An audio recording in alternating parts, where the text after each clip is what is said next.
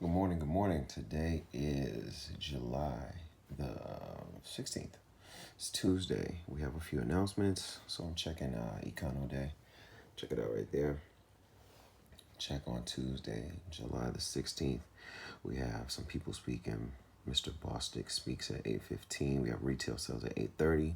Shell Bowman speaks. We have import-export at 8:30. We have the Red Book at 8:55. Industrial production at 9:15. Bostic speaks again at 9:20. Mr. Bostic speaks then again at 9:20. We have business inventories at 10. Housing market is at 10. Mr. Bostic speaks again at 10:05. Then we have some bill sales at 11 and 11:30. Mr. Kaplan speaks. Then Mr. Powell speaks today at 1 p.m. We definitely want to pay attention to that. Mr. Powell is very, very, very powerful when he speaks. The markets react. 3:30 p.m. Chris Evans speaks, and 4. Hopefully we'll be really, really done by then. We have the Treasury, International Capital. Let's go check Forex Factory and see if we can find any red folders to stay away from. We have some red folders here at 8:30. Core retail sales and retail sales, as you can see right there.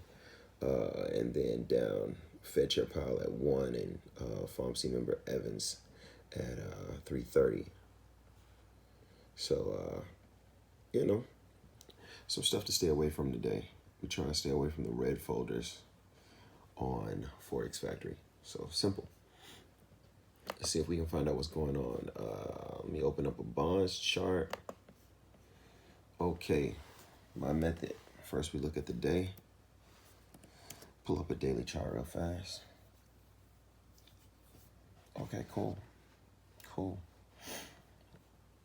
I like to squeeze the chart at first because it kind of gives you an easy visual idea of what's been happening over time.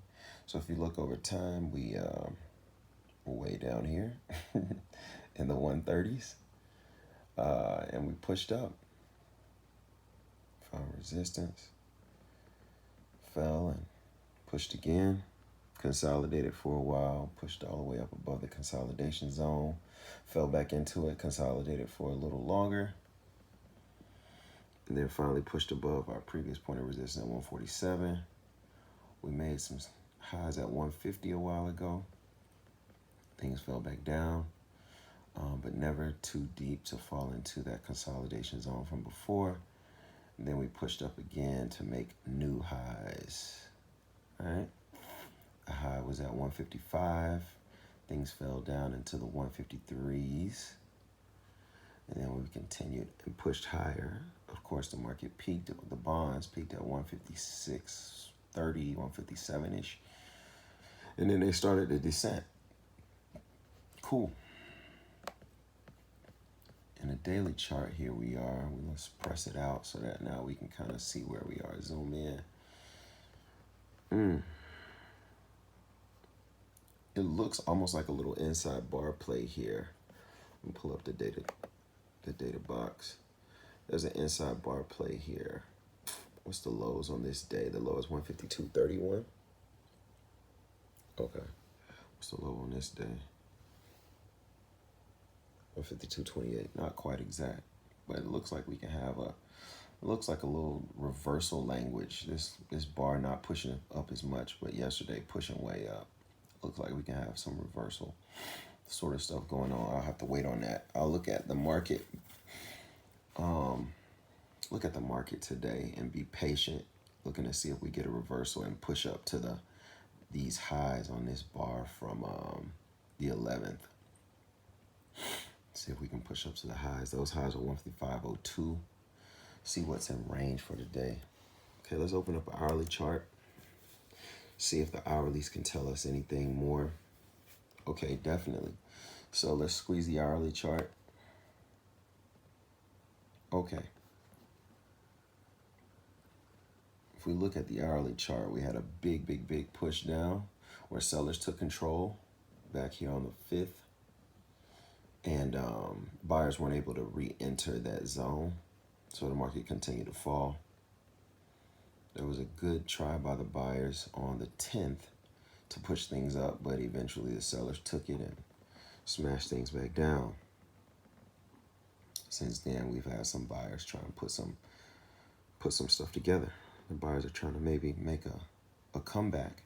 They got through this previous point of structure at 153.29.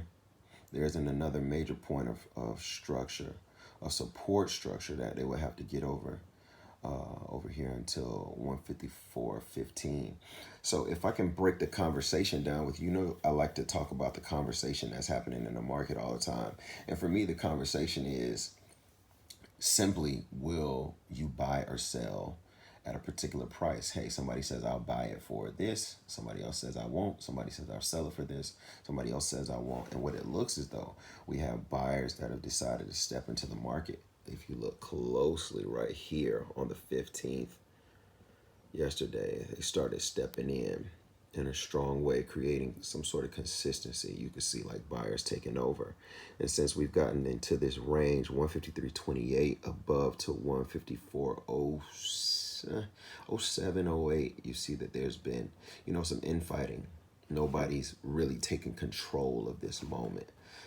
There's no really strong buyer sense, no really strong seller sense. So we call that just some back and forth consolidation. I expect a continuation in this move. I think that we'll continue to press up. We'll press up until 155.02s. And then from there, we'll get a chance to watch again. The major line that we have to get through, in my opinion, is 154.15. So I think off the open, we should expect a move up. I think a move up would be good. Our lows for today are, let me pull up my 5-minute chart. Get rid of this data box.